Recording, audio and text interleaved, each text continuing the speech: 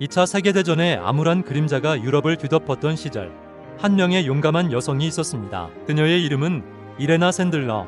나치의 잔혹한 홀로코스트 속에서 2,500명이 넘는 유대인 아이들의 생명을 구한 영웅입니다. 하지만 오랫동안 세상에 알려지지 않았던 그녀의 위대한 이야기는 우리에게 진정한 용기와 인간애가 무엇인지 묻습니다. 1910년 폴란드 바르샤바에서 태어난 이레나는 의사였던 아버지의 영향을 받아 어린 시절부터 타인을 돕는 삶을 자연스럽게 배웠습니다. 그녀의 아버지는 가난하고 병든 유대인들을 차별 없이 치료했으며 안타깝게도 장티푸스 환자를 돌보다 감염되어 세상을 떠났습니다. 아버지는 어린 이레나에게 물에 빠진 사람을 보면 수영을 못하더라도 물에 뛰어들어 구해야 한다는 가르침을 남겼고, 이 말은 그녀의 인생 나침반이 되었습니다. 바르샤바 대학교에서 법학을 공부하던 시절부터 그녀는 불의에 맞서는 용감한 학생이었습니다. 당시 폴란드 대학 내에 만연했던 유대인 차별 정책인 게토 벤치에 항의하며 유대인 친구들 옆에 함께 섰습니다. 이런 행동으로 정학을 당하기도 했지만 그녀는 자신의 신념을 굽히지 않았습니다. 1939년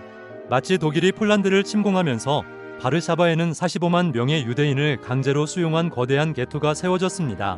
끔찍한 환경 속에서 사람들은 굶주림과 질병으로 죽어갔습니다. 바르샤바 시청 사회복지과에서 일하던 이레나는 이 참상을 외면할 수 없었습니다. 그녀는 욜란타라는 가명으로 위생검사원 신분증을 위조해 동료들과 함께 게토에 잠입하기 시작했습니다. 음식과 의약품, 옷가지를 몰래 들여와 굶주리는 사람들을 도왔지만 그것만으로는 역부족이었습니다. 아이들이 무참히 죽어가는 것을 본 이레나는 더욱 대담한 계획을 세웁니다.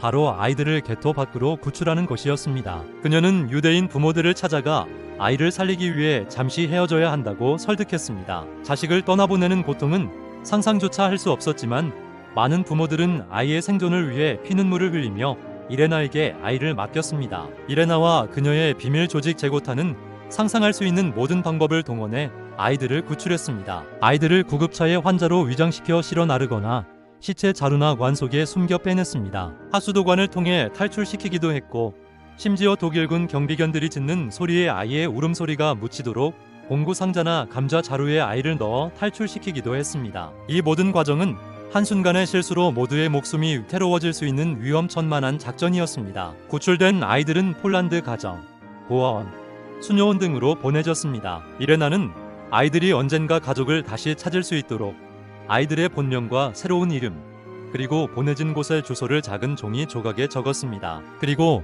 이 소중한 명단을 유리병에 담아 친구 집 마당의 사과나무 아래에 묻었습니다. 전쟁이 끝나면 아이들을 부모의 품으로 돌려보내기 위한 희망의 약속이었습니다. 하지만 1943년 그녀의 활동은 게슈타포에게 발각되고 맙니다. 그녀는 체포되어 파이아 교도소에서 3개월 동안 끔찍한 고문을 당했습니다. 게슈타포는 함께 일한 동료들과 아이들의 행방을 캐물었지만 그녀는 끝까지 입을 열지 않았습니다. 고문으로 두 다리와 발이 부러지는 극심한 고통 속에서도 그녀는 동지들을 배신하지 않았습니다. 결국 사형 선고를 받았지만 제고타 동지들이 독일군 간수를 매수해 극적으로 탈출에 성공합니다. 이후 그녀는 다시 신분을 숨기고 전쟁이 끝날 때까지 아이들을 구하는 일을 멈추지 않았습니다. 전쟁이 끝난 후 이레나는 사과나무 아래 묻어두었던 유리병을 파냈습니다. 그리고 아이들의 명단을 유대인 위원회에 전달하며 아이들이 가족을 찾을 수 있도록 도왔습니다. 하지만 안타깝게도 대부분의 부모들은 이미 수용소에서 희생된 후였습니다.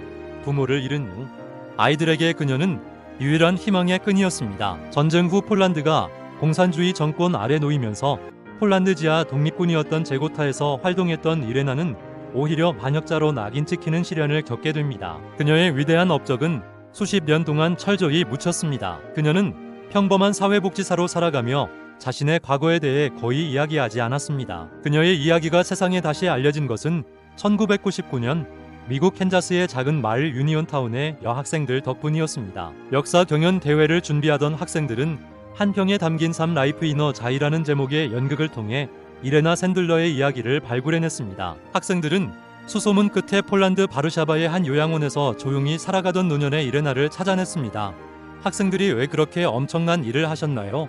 라고 묻자 그녀는 담담하게 대답했습니다. 특별한 일이 아닙니다.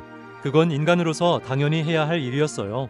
저는 영웅이 아닙니다. 진짜 영웅은 자신의 아이를 낯선 이에게 맡겨야 했던 부모들입니다. 그녀는 자신을 영웅이라 부르는 것을 평생 거부했습니다. 그녀에게 2,500명의 아이들을 구한 것은 대단한 업적이 아니라 그저 마땅히 해야 할 일이었을 뿐입니다.